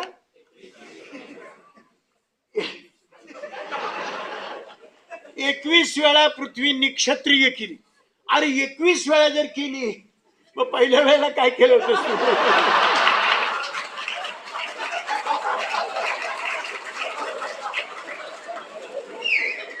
बरं पहिल्या वेळेला जर समजा चुकून एखाद्या आईच्या पोटामध्ये राहिला असेल तर 21 वेळा करायची पाहिजे तुझ्यावर. काहीही सांगतात भारूड, काही भारूड सांगतात ना, आपण ते ऐकतो. पण त्यांनी आणि त्यामुळे धर्मानं सांगितलं होतं नंदांतम क्षत्रिय कुलम, नंदांचा अंत झाला तेव्हा सगळं क्षत्रिय कुल संपलं. आता कोणी क्षत्रिय उरलेला नाही. शिवाजी महाराज क्षत्रिय नाहीत. आणि धर्माची आज्ञा असं सांगते की क्षुद्रांना राजा व्हायचा अधिकार नाही. शिवाजी महाराज क्षुद्र होते का मराठा होते? करा बात. कोणतरी असू द्या तो, त्यानं काय केलं हे बघशीला का, त्याचा बाप कोण होता आणि तो क्षुद्र होता की न होता वगैरे वगैरे. महात्मा फुल्यांनी या पुण्यानं ज्या नावाचा सर्वात मोठा गौरव केला पाहिजे आणि अभिमानानं जे नाव सततपणे सांगितलं पाहिजे, त्या महात्मा फुल्यांनी या पुण्यामध्ये बसूनच शिवाजी महाराजांचा पोवाडा लिहिलेला आहे. आणि तो काय लिहिलाय पोवाड्यात? त्यांनी काय म्हटलेलं आहे? कुळवाडी भूषण, कुळवाडी भूषण शिवाजी. आणि त्या पोवाड्यामध्ये एका ठिकाणी वाक्य आहे, मी पूजिला पुत क्षुद्राचा. कुळवाडी म्हणजे क्षुद्र, कष्ट करून जगणारा, शेती करणारा रयत, अशा माणसाचं तुम्हाला मी सांगतो शिवाजी होता. पण माझ्या मते, अरे काही काही कवींनी चांगल्या कविता केल्या की आज का कोणाशी मला कवी आठवायला लागली. यांच्याबद्दल असं म्हटलेलं आहे की तडीत कडा ते उपजे काळ्या कभिन्न मेघोदरी. वीज काळ्या नभामध्ये निर्माण होते म्हणून का वीज नसे साजेरी, म्हणून काय ती चांगली नसते काळाच्या जन्माली म्हणून. मूळ पाहता पहाडातला लहानसा ओघळ, म्हणून का पूजन गंगा जळ. आणि ते सांगतात की जन्मा येणे दैवा हाती. काय सुंदर काव्य आहे. जन्मा येणे दैवा हाती, गाणे व्यर्थची कुल थोरवी. स्वतःच्या कुळाची थोरवी गातात ते व्यर्थ आहे. अरे ते जन्माला यायचं तुमच्या हातात नव्हतं, पराक्रम करणं तुमच्या हातामध्ये होतं. आणि म्हणून तुम्हाला मी सांगतो, कौतुक करायचं पराक्रमाचं करा की रे. पराक्रम करायला काही नाही, काही चांगलं केलं हे सांगायला काही नसलं की आमचे हे असे असे होते. अहो ते तुमचे होते, तुम्ही काय केलं तेवढं सांगा की. मला कधी कधी काही लोकांची गंमत वाटते. ते काय सांगतात, गर्व से कहो हम हिंदू आहे. ते फक्त हिंदूच म्हणते तसं नाही बरं का, मुसलमानांच्या मध्ये सुद्धा तिकडे आहेतच. ते काय म्हणतात, फक्र से कहो हम मुसलमान है. अरे किया क्या तुमने? गावस्कर जर म्हणला मी 10,000 धावा काढल्या याचा मला गर्व आहे, तर आम्ही समजू शकतो 10,000 काढणे येरा गवाळ्याचे काम नव्हे. त्याचा तुम्ही एखादा मुलगा एखादी मुलगी 100 पैकी 100 मार्क जर तिला मिळाले, 100 पैकी 100 म्हणजे मला म्हणायची सवय लागली म्हणून. पण मला परवा एका मुलीने सांगितलं, काका मला 100 पैकी 103 मार्क मिळाले. म्हणजे हे 103 काय प्रकरण आहे? तर ती म्हणाली की परीक्षेच्या पेपराचे 100 पैकी 100 असतात, पण ते अमक केलं म्हणून त्याचा 1 मार्क, तमक केलं म्हणून त्याचा 1 मार्क, तमक झालं म्हणून त्याचा 1 मार्क असं करता करता 103 मार्क. माझा मुद्दा काय, एखाद्याला 100 पैकी 100 मार्क मिळाले तर त्यांनी गौरव करावा, गर्व बाळगावा. हे खोटं काही गौरव भाऊ नाही. पण सगळेच ब्राह्मण शिवाजीच्या विरुद्ध होते काय, हे लक्षात ठेवलं पाहिजे. बघ तुमच्या पुण्यामध्ये किती आहे मला माहिती नाही, पण आमच्या कोल्हापुरात जरा जोरात आहे. काय आहे, आम्ही ब्राह्मणांना ब्राह्मण म्हणत नाही. काय म्हणतो आम्ही? बामण. बामण असं सुद्धा नाही. मराठीची धाटणी आहे. प्रत्येक 12 मैलावर धाटणी बदलते. बामन नव्हे, बामन म्हणजे तुच्छतादर्शक बामन. सर्वच ब्राह्मण शिवाजी महाराजांच्या विरुद्ध होते. ही गोष्ट खरी नाही. शिवाजी महाराजांच्या कारभाराचा एक नमुना म्हणून जे अष्टप्रधान सांगण्यामध्ये आलेले आहेत, त्या अष्टप्रधानांच्या पैकी सरसेनापती जर सोडले तर बाकीचे सगळे ब्राह्मण होते. आपण विसरूया नको, हा ब्राह्मणांचा मुद्दा नव्हता. अरे हा जातीचा मुद्दा नव्हता रे. आता तुम्हाला जाती भीती पाहिजे असतील तर त्या करा, पण ते त्यांना का चिटकवता? आग्र्यावरनं सुटका झाल्यानंतर शिवाजी महाराज त्याच्यातून बाहेर पडल्यानंतर त्यांना तिथून महाराष्ट्रापर्यंत पोहोचवण्याचं काम डबीर आणि कोरडे या आडनावाच्या ब्राह्मणांनी केलेलं आहे. तर तुम्हाला मी सांगतो, हा ब्राह्मणांचा मुद्दा नव्हता, हा मुसलमानांचा मुद्दा नव्हता, हा हिंदूंचा मुद्दा नव्हता. हा त्या काळामध्ये धर्मनिष्ठेपेक्षा स्वामीनिष्ठा बलवत्तर होती. आणि त्या स्वामीनिष्ठेमुळे तुम्हाला मी सांगतो, हा इतिहास शिवाजी महाराजांचा. शेवटचा एक मुद्दा सांगतो. एक तास झाला, 10 मिनिटांनी सांगतो. इतिहास विकृत करून का सांगतात? इतिहास विकृत करून का सांगतात?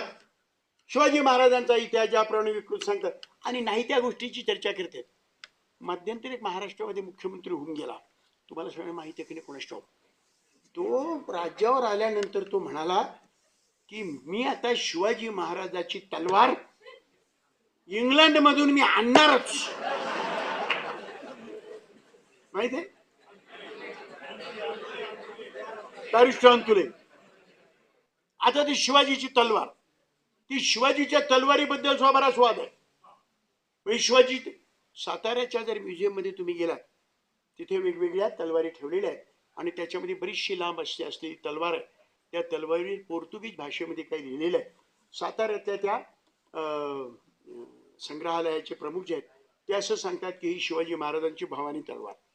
आणि ते त्याचा इतिहास असं सांगतात की ही तलवार पोर्तुगालमधून गोव्याला आली.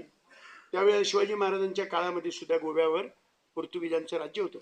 तिथून ती सावंतवाडीच्या खेम सावंतांच्याकडे आली आणि सावंतवाडीवरनं ती शिवाजी महाराजांच्याकडे आली. असा त्या शिवाजी महाराजांच्या भवानी तलवारीचा इतिहास आहे. पण आपण नाही त्याच्यावर. आणि खरं म्हणजे तलवार महत्वाची का हात महत्वाचा?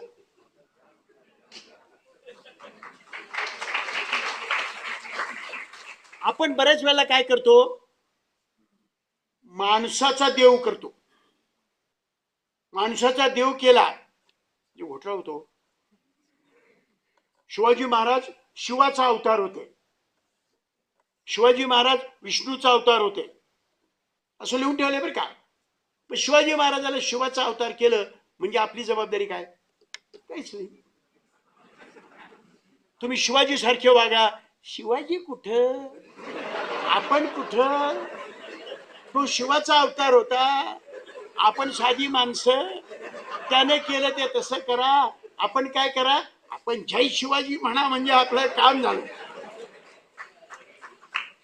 माझं जय शिवाजी म्हणायला विरोध नाही बरं का, मी सुद्धा जय शिवाजीच म्हणतो. पण मी नुसताच जय शिवाजी म्हणत नाही, शिवाजीने काय केले तेही म्हणतो. प्रतिमांचं पूजन करायचं, प्रतिमांचं पूजन करायचं आणि विचाराचं आणि कर्तृत्वाचं दफन करायचं ही अतिशय घाणेरडी सवय आहे. तुम्हाला मी सांगतो, नुसते फोटो लावा, नुसत्या प्रतिमा लावा. प्रतिमाला आमचा विरोध नाही हो.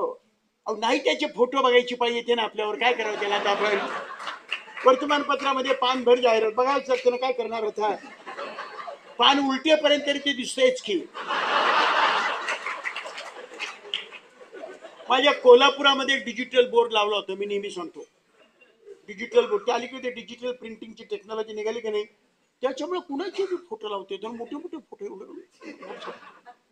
तर फोटो लावला होता एवढा मोठा. त्या फोटोच्या खाली काय लिहिलं होतं? वय वर्ष 23. आणि खाली काय लिहिलं होतं त्याच्या पुढे? आमच्या भागाचे भाग्यविधाते.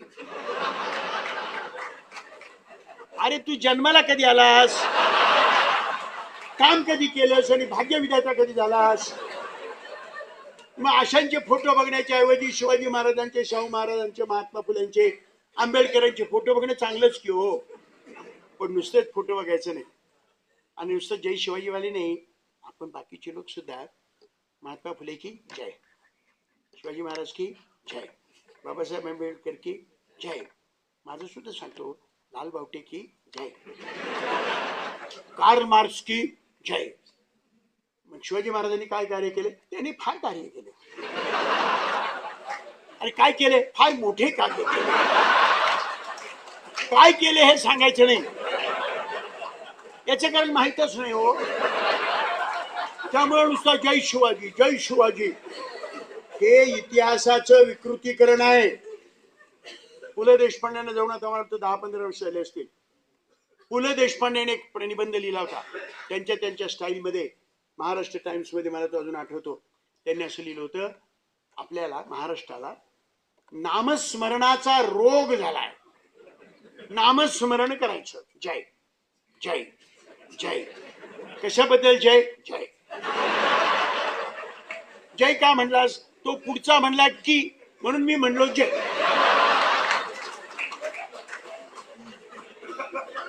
इतिहासाचं विकृतीकरण हे सरळ करायला पाहिजे. तुम्हाला मी सांगतो, इतिहास हे हत्यार आहे. इतिहास हे हत्यार आहे. या हत्याराने समाज घडवता येतो आणि या हत्याराने समाज बिघडवता सुद्धा येतो. इतिहास हे हत्यार आहे. या इतिहासाच्या हत्याराचा वापर आपण, मग ते शिवाजीच बिघडवलं असं नाही. तुकारामच काय केलं? तो कुठे गेला? सदैव वैकुंठाला गेला. कुणी पाहिला? असं म्हणणाऱ्याने पाहिला, है की नाही? मग आमच्या वकील, तुमच्यापैकी कोणी वकील असेल किंवा कायद्याचा अभ्यास करत असेल तर कायद्यात एक तत्व असं आहे, एखाद्या खुनाचा जर शोध लागत नसेल, जसा दाभोळकरांचा लागला नाही, वर्ष झालं तरी, एखाद्याच्या खुनाचा जर शोध लागला नाही तर त्या चौकशी करणाऱ्या अधिकाऱ्याला असं सांगण्यामध्ये असतं, लास्ट सीन टुगेदर. शेवटी त्याच्याबरोबर कोण होता ते बघा आणि तिथंच काहीतरी पाणी मुरतंय असं दिसेल. तू सदैव वैकुंठाला जाताना पाहिलं काय? म्हणजे शेवटी तूच पाहिलंस ना, मग कसा गेला तेवढं सांग. आणि जर सांगताना आलं तर तूच काहीतरी घोटाळा केला असं म्हणायला पाहिजे.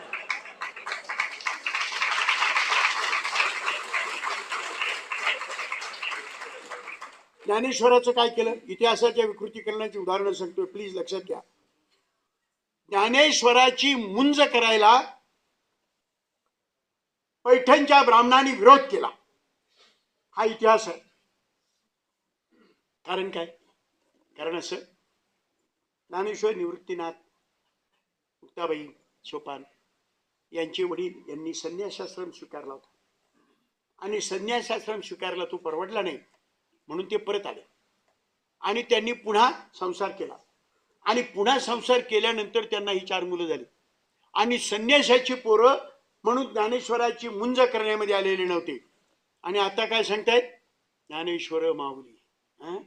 म्हणजे आम्हीच ज्ञानेश्वराचे खरे वारस आहोत. अरे तुझ्या आज्या पंजानं, खापर पंजानं ज्ञानेश्वराची मुंज काय नव्हती केली एवढं सांग की. तुम्ही जर कधी त्या पैठणच्या जवळ ते धरण झालंय की नाही, तिथे जायकवाडी, तिथे एक बाग केलेली आहे आणि तिथे ज्ञानेश्वराच्या रेप्लिका असं दाखवलेल्या आहेत. त्याच्यामध्ये मी तासभर खर्च करून इथे कोण आहे, कुणी केलं मला जरा दाखवा असं म्हणत होतो. कारण मी त्याला विचारणार होतो, ज्ञानेश्वराच्या मुंजीचं प्रकरण 12 चित्र लावलीत, एखादं चित्र का नाही लावलं रे? का नाही लावलं? इतिहास लोकांना कळू देत नाही, इतिहासाचं विकृतीकरण. आता हे तर फार जुनी गोष्ट झाली, फार जुनी गोष्ट झाली. महात्मा गांधीचं काय केलं? महात्मा गांधींचं काय केलं? धडा होता, पुस्तकामध्ये धडा होता. महात्मा गांधींचा एका माथे फिरून महात्मा गांधींचा वध केला. वध हुशार आहे तो, फार लिहिणारे लोक फार हुशार आहेत. वध कुणाचा करतो? वाईट माणसाचा. कृष्णाने कंसाचा वध केला, रामाने रावणाचा वध केला, नथुराम गोडसेंनी महात्मा गांधींचा वध केला. या चालीवर चाललेलं असते इतिहासाचं विकृतीकरण. हे इतिहासाचं विकृतीकरण आपल्याला थांबवायचं असेल तर तुम्हाला सांगतो, तुम्हाला सत्यशोधन हे केलं पाहिजे. अरे खून केला म्हणा की, काय बिघडते? खून खरंच आहे ना, खून केलाय ना म्हणा की, पण इतिहास कळू द्यायचा नाही. मागे या व्यासपीठावर मी सांगितलं ते आता पुन्हा सांगतो, वेळ झाला असला तरी सांगतो. महात्मा गांधींच्या खुनामध्ये बॅरिस्टर सावरकर आरोपी होते आणि ते निर्दोष सुटले. पण निर्दोष सुटल्याचं कारण असं होतं, काही फायली कोर्टाच्या समोर आल्याच गेल्या नाहीत. आणि आता दिल्लीला राष्ट्रीय स्वयंसेवक संघाचं राज्य आल्यानंतर काही 11,000 फायली जाळून टाकल्या. काही लोकांनी असा प्रश्न उपस्थित केला की त्या जाळल्या त्यांची यादी द्या. यादी देत नाहीत. खरं म्हणजे आता फायलीचं मायक्रो फिल्मिंग करता येतं ना, त्याला फार खर्चही लागत नाही. एवढ्या एवढ्या याच्यामध्ये अख्खी फाईल बसते, एवढ्या एवढ्या याच्यामध्ये. मग मायक्रो फिल्मिंग त्याचं का नाही केलं? काहीतरी इतिहासातलं तुम्हाला लपवायचं आहे, दडवायचं आहे. तुम्हाला मी सांगतो, आपल्याला इतिहास जर कोणी दडवायला लागला तर त्याचं चांगलं काहीतरी केलं पाहिजे. आता तुम्ही याच्यामध्ये बरेचसे लोक असे असतात की ज्यांच्या वडिलांना लिहिता वाचता येत नव्हतं, ज्यांच्या आजोबाला लिहिता वाचता येत नव्हतं. ते मला भेटल्यावर काय सांगतात, आम्ही काय करणार, त्यांनी सांगितलं ते खरं असं आम्ही समजलो, कारण आम्हाला लिहिता येत नव्हतं, आम्हाला वाचता येत नव्हतं. बहुजन समाज, ते आजकाल जर लोकप्रिय शब्द आहे काय, बहुजन समाज. अनेक गोष्टी मधून मधून लोकप्रिय होतात, त्यातलं ते काय. बरं ठीक आहे, तुझ्या आज्याला लिहिता येत नव्हतं, तुझ्या बापाला लिहिता येतं, तुला लिहिता येते ना, तुला वाचता येते ना, इतिहास वाच की, अभ्यास कर की. नुसते शिव्या काय देतोस? शिव्या द्यायचं काम सोपं असतंय हो. बामणांना शिव्या दिल्या की जायला काम झालं. जो बामणांना सगळ्यात जास्ती शिव्या दिल तो जास्त पुरोगामी. अभ्यासाच्या नावानं शून्य. अभ्यास करायचं नाही, बामणा हलकट. अरे मग बामणा हलकट तर तू अभ्यास कर, तू लिहिना, तू सांग ना इतिहास काय करा होता तो. तुम्हाला लिहिता येत नव्हतं, तुम्हाला वाचता येत नव्हतं, समजू शकलो. आता लिहिता वाचता येत आहे ना, आता इतिहास वाचा, इतिहास संशोधन करा, चांगला इतिहास लिहा. आणि तुम्हाला मी सांगतो, इतिहासाच्या आधारे समाजामध्ये जी विकृती निर्माण केलेली आहे ती विकृती दुरुस्त करण्याचा आपण प्रयत्न केला पाहिजे. हे आपलं काम आहे, आपलं काम. माझ्या परीने मी हे केलंय, लोकांनी साथ दिली, मला आनंद वाटतो. मी माझ्या बायकोला एकदा म्हणालो, आयुष्यात आता माझ्या हातून काहीही झालं नाही तरी चालेल, शिवाजीचं आपण 88 पानांचं चरित्र लिहिलं आणि 1,40,000 लोकांनी त्या पुस्तकं विकत. एवढं एक कार्य जरी आपल्या हातून झालं तरी सुद्धा कृतकृत्य झाल्यासारखं होईल. आपण स्वतःच पहा, आपण स्वतःच पाहाल. इथे येऊन तुमच्याशी बोलायची संधी सत्यशोधक सांस्कृतिक मंचाने मला दिली. चांगला मंच तयार केलाय. भाईसारखे तुम्हाला ऋषितुल्य तुम्हाला सांगतो की काही मंडळी म्हणतात का नाही, वर्तमानामध्ये ज्यांच्यापासून प्रेरणा घ्यावी असं कोणी नाही असं सांगतात. हे सुद्धा सांगणारे लोक हलकट आहेत. त्याला भाई वैद्य दिसत नाही.